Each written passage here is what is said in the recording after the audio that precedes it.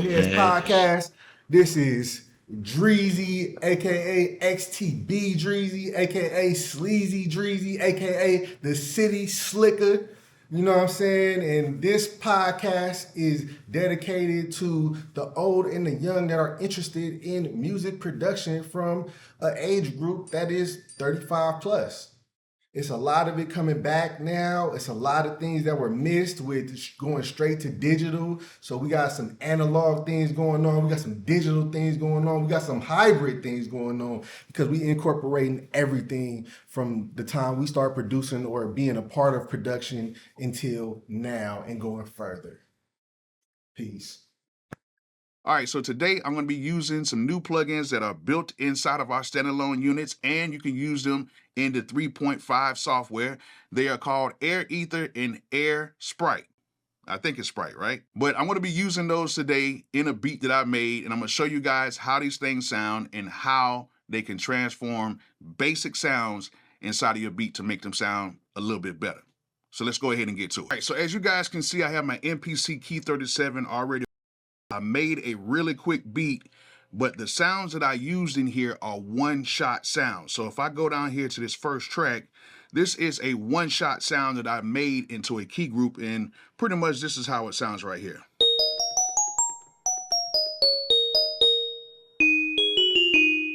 Just a simple sound, and then another sound that I had was this right here.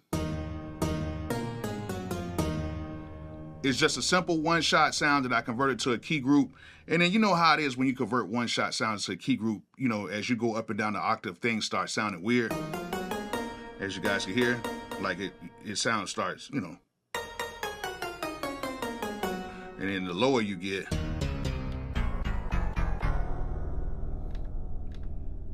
you know, these particular sounds still sound pretty good, but you know, you want to try to add some type of effects, especially when you're using like some one-shot sound. So right now, I made a very quick beat. Do not judge me on this beat, but I just want to make something really quick. But what I'm going to do is I'm actually going to add some effects to these sounds that we've already used inside of this beat. So let me play the beat real quick.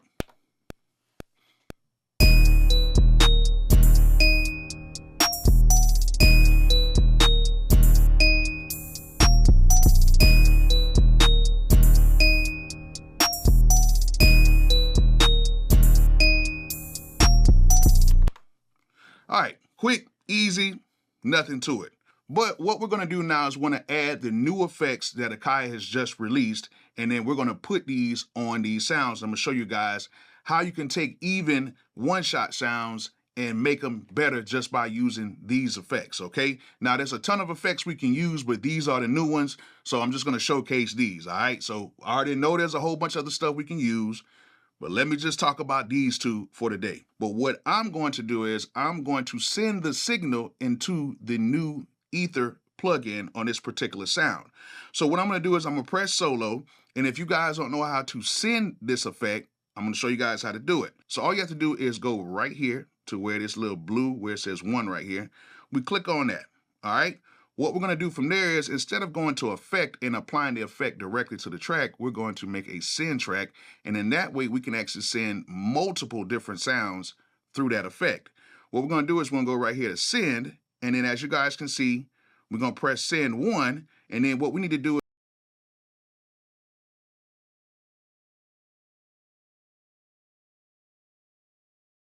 Air Ether. All right, so now we have this whole send and everything set up. What I'm gonna do is I'm gonna send the signal into it, and I'm gonna do probably about let's do negative 15.7. We're gonna open this up. Now that we got everything opened up, I'm gonna play it, and you guys can hear how this thing sounds now.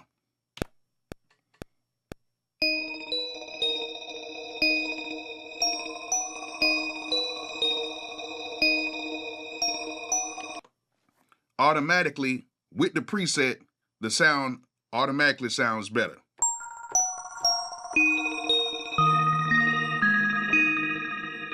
Podcast. Old Headz. DJ Ferragamo.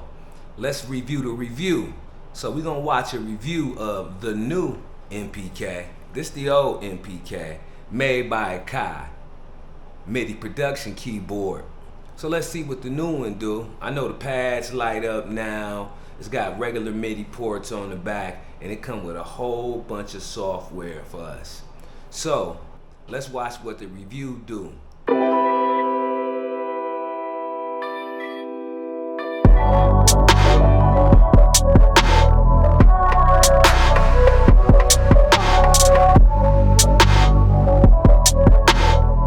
You probably want to get to making music right away once you get your MPK Mini 4 out of the box. So grab the included USB-C cable. The QR codes on the box and on the quick start guide are the quickest ways to get you to the software included with the MPK Mini 4 and to any firmware updates you might need to download. In fact, the QR code will bring you to a page on InMusic's site where you can download Studio Instrument Collection, a collection of over 1,000 sounds that you can use to start making music with your MPK right away before even registering. So let's connect our MPK Mini with the USB-C cable. Optionally, you can connect a sustain pedal, and we've got the full-size MIDI out, but let's start talking about software before we get into hardware. So now with Studio Instrument Collection downloaded, I'm going to open it and go to the audio MIDI settings. There, I can find my MPK Mini 4 MIDI port, and I'm going to check the box right next to it. Now we want to make sure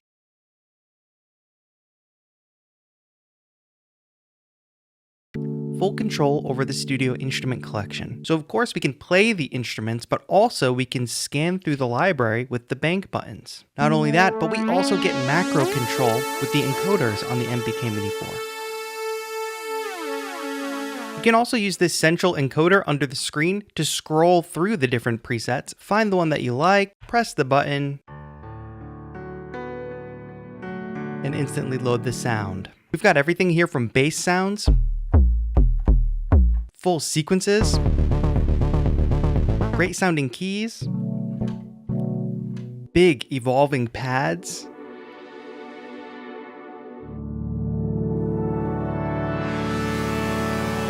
and also drum kits across genres.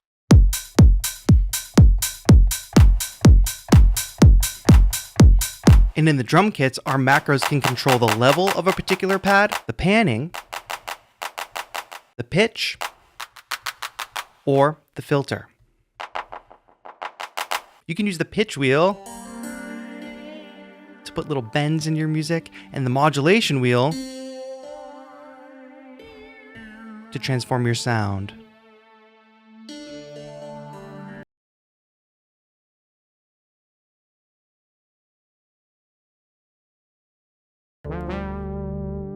Or lower ranges of notes.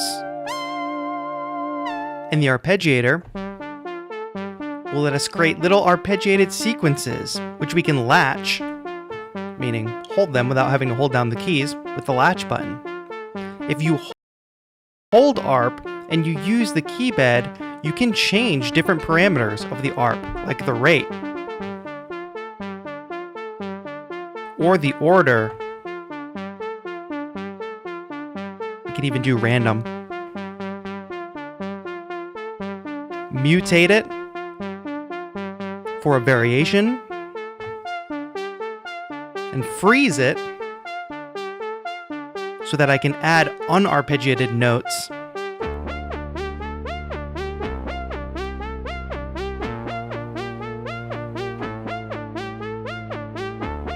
Along with our arpeggiation. Note repeat can be especially useful for drums, like using this repeated hi-hat pattern. If I hold note repeat, I can also use the key bed to change the rate.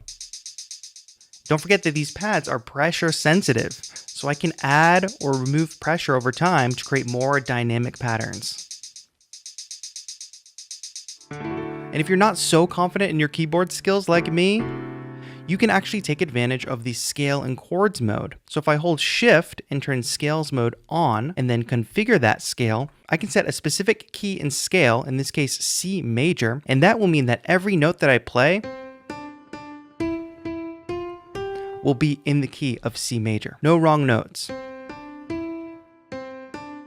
Holding shift and turning chords mode on means that we can hold down a single note and play chords built on that note. If we go into the chords configuration menu, we can actually change the voicing of those chords from basic triads to sevenths and ninths and strict major sevenths for the house heads. The MPK Mini 4 also comes with other included software like Splice and Melodics, as well as Ableton Live Lite. Old Headz.